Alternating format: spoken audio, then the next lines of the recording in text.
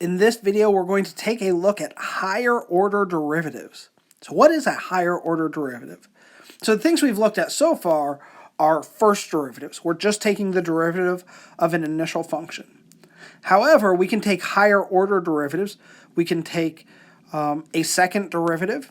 The second derivative is simply the derivative of the first derivative. And we could take the derivative of the second derivative. That would give us the third derivative. And we could take the derivative of the third derivative. That would give us the fourth derivative. And we could continue this on. We could take an nth derivative. Notationally, we use just these tick marks initially for like the first three derivatives. And then after that, we will put in parentheses the order of the derivative that we have. Right? So those are not powers, but those are the order of derivatives when we place those in parentheses. And here are the other notations that we might use. So let's go through an example. So here, if our initial function is sine x, our first derivative,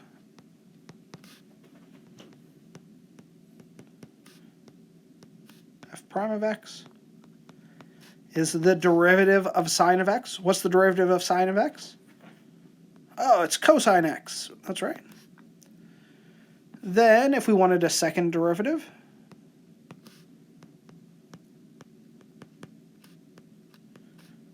the second derivative is the derivative of the first derivative. So the derivative of cosine is negative sine x. If we wanted a third derivative,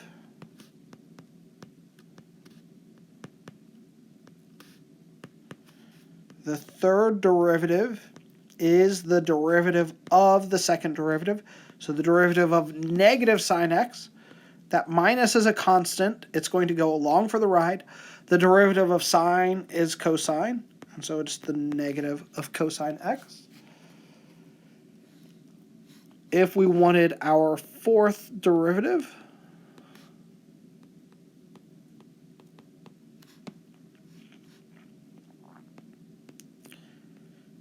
here we will start to write, instead of tick marks, we'll write the number, the order of that derivative in parentheses.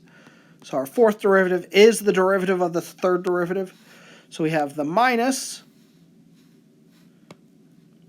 and derivative of cosine is also a negative. So the minus of minus sine x, the negative of negative sine x.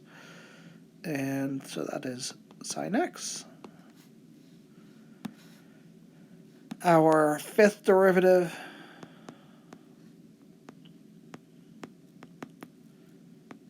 is the derivative of the fourth derivative.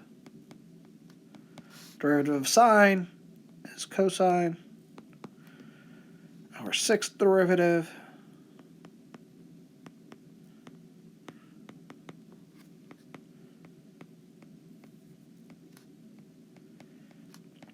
is the derivative of the fifth derivative.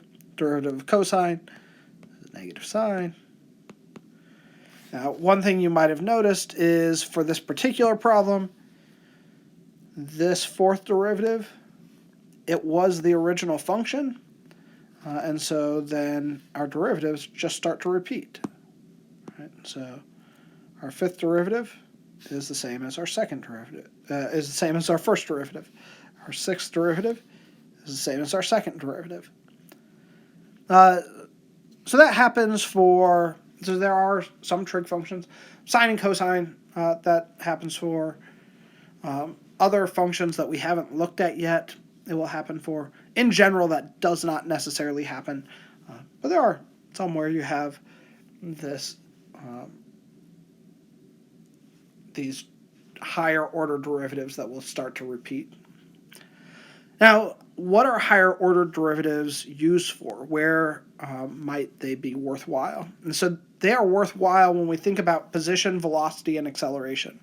So our position function, if that is some function s of t, the velocity is the rate of change in position.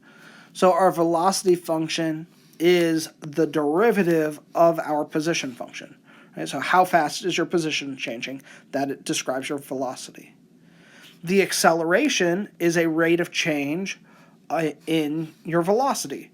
Right? So when you slam on the brakes or and your car's going very slow, a lot slower, like that deceleration, that acceleration function is the change in your velocity. How is your speed changing? And so it is the second derivative of your initial position that would describe your acceleration. Excellent. In our next video, we will take a look at some examples where we go through product and quotient rule things, and then we will talk about some more higher order example kinds of higher order derivative kinds of examples. We will talk to you then.